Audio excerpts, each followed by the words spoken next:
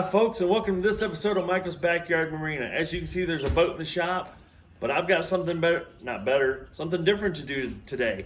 I've got to get, this morning anyway, before the rain moves in this afternoon, I got to get my mower out. I'm going to show you how I change the oil on my mower, and if you have this particular brand, it'll help you out. I'm also going to show you how I sharpen my mower blades. I'm going to show you 3 different techniques on how to sharpen mower blades. All are effective. One's faster than the other.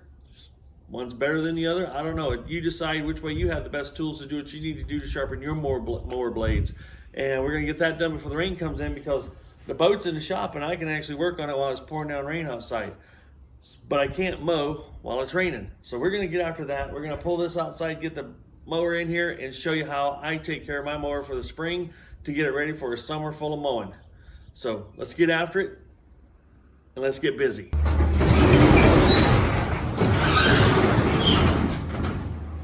This is where it spent the winter sleeping. Let's see if we can wake it up.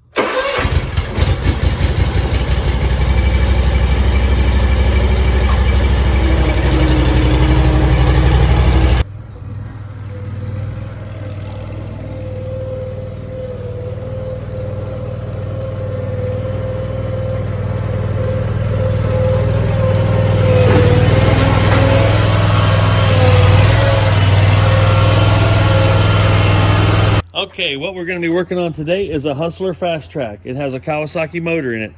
I'm going to show you how I change the oil in it. I'm trying to get you down in here as close as I can. It's hard to. There's not a lot of space.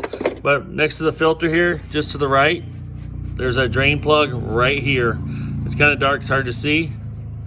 We're going to back that off now the engine's warmed up and let the oil drain into the pan down below. Almost impossible to see. I can't get the good light on it, but the oil is currently draining. So we're letting that drain. We loosened up the filler cap so the oil can drain freely. While that's draining, we're going to remove the oil filter. It may require a wrench. It's just a little guy. We have our brand new Kawasaki oil filter to go back in place. What I'll do is take a little oil off the old filter and make sure the gasket's wet before you screw it back in.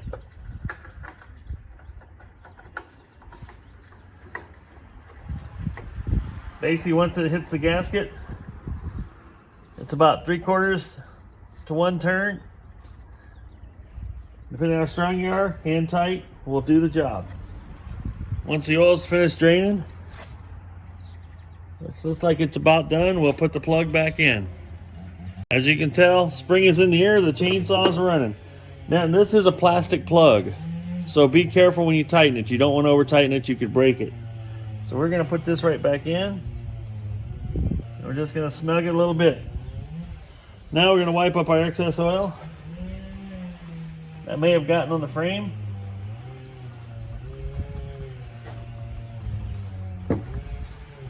And top off the oil.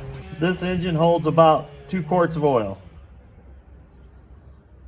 I buy it by the gallon because it costs less that way. Now this particular engine, I run Opta 4 10W40 oil. That's what's recommended to maintain the warranty. Dude's sawing up a storm over there. Once you get it filled up with oil, I filled it so it's just a touch over full. Not by much, just a touch. Because you put that filter in there and the oil is going to go fill that filter up. So let's check and see where we're at here. Screw the lid down, back it back off.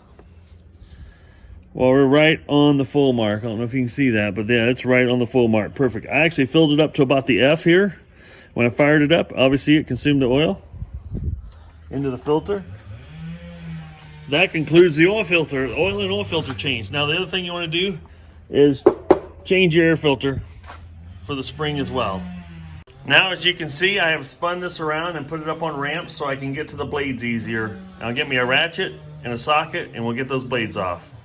Turns out on this particular one, it takes a 24mm socket to get those bolts out of the blade. As you can see here, these blades are pretty dull. That is rounded off pretty bad. So it's going to take a little bit to bring an edge back to these, so let's give it a whirl. Now, one technique to use is a belt sander. I happen to have a belt sander here that's got a pretty good belt on it. and I can sit here and run this along here and bring an edge back. And the main thing you want to concentrate on is you want to take the even amount of metal off both sides. And I'll show you a little trick I use to make sure they're still somewhat balanced when we're done.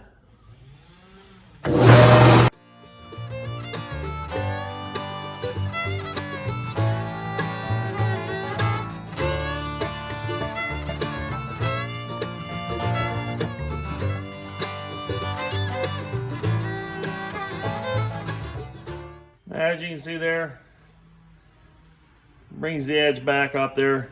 You may not be able to get it to a dead sharp, but that's okay.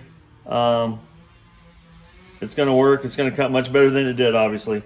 And we can get another couple of sharpenings out of here, I believe, before we need to replace these. Okay, another technique is get your blade put in a vise, get you a nice big file, and then you can sit there and file in. And you can draw a file, left hand on the tang, and you can just pull and draw file this thing back to a sharp edge. It's definitely going to take longer than the belt sander, but you can do that.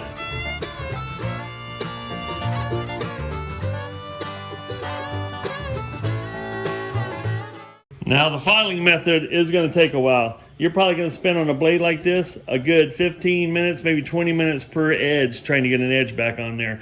But if that's all you got, that's what you got to use. That dude over there sounds like he needs to sharpen his chainsaw.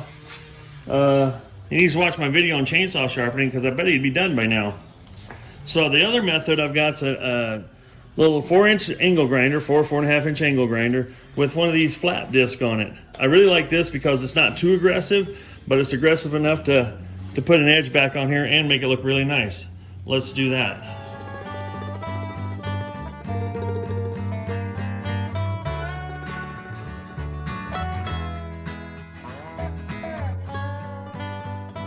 And just like that, you can bring an edge back to the blade in a matter of about 1 minute to 2 minutes with that method. Now what I do to balance the blade is I take just a screwdriver with a blade in it, just a thin blade up here, straight blade screwdriver. You can lay your blade right on the edge there so it's got a teetering point, and you can just see if the blade was actually starting to do this, even though that one side's heavier than the other, but this one here looks like it's pretty well balanced. So I did a good job of sharpening. So that's very important. That's going to reduce the amount of vibration and not take out your bearings in your mower deck. Or if it's just a regular push mower, it won't take the bearings out of your motor itself. So that's what I highly recommend. Double check this to make sure that when you set it like this, that this bad boy just sits balanced and it doesn't try to go roll down. If it rolls down, it means one side of the blade's way too heavy. I know they make lawnmower balancing blades that you have like a pyramid that'll sit like this and they'll tilt one way or the other. And that's another good way to do it. If you can find one of those, I'd recommend using that. This is just my old redneck way of doing it, and it seems to have served me well for many years. Now that we have all the blades sharpened, it's time to reinstall. Now one thing you want to make sure you do when you reinstall is make sure your cutting edge is down toward the ground. It's just as easy to put it in that way, and I guarantee it won't cut like it needs to. Because this blade's designed to rotate this direction and cut. If you put it this way and try to cut, you're going to notice that your blade's not cutting so good because you're cutting with a whole dull edge. And this here is designed here to lift your grass up while it's cutting, so it gets you a nice smooth cut. So let's reinstall the blades, and then we're going to grease the mower. The next thing I want to put on the bolts is some anti-seize. I'm just going to use some of this spark plug thread lube. It'll be like an anti-seize because I noticed there's a little bit of corrosion on the bolts, and I want to stop that from happening. And I also want to make it so I can get the blades back off next go around when I resharpen them again. Hey Oliver, how you doing, buddy? How you doing? You my good puppy? He's such a good dog. Yes, you are. He's a good bud, good buddy. All right, let's get busy putting these blades back in.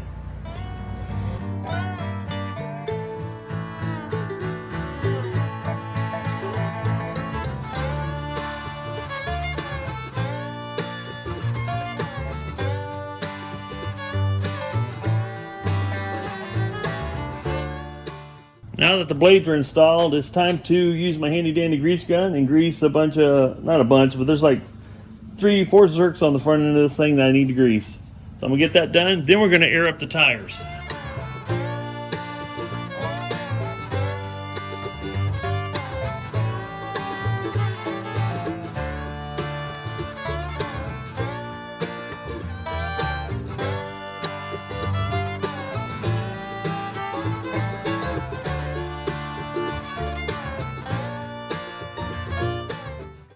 folks, that's a wrap. Oil change, blade sharpen, a little bit of grease in the front end. Actually, there's only 2 zerks up here on the wheels.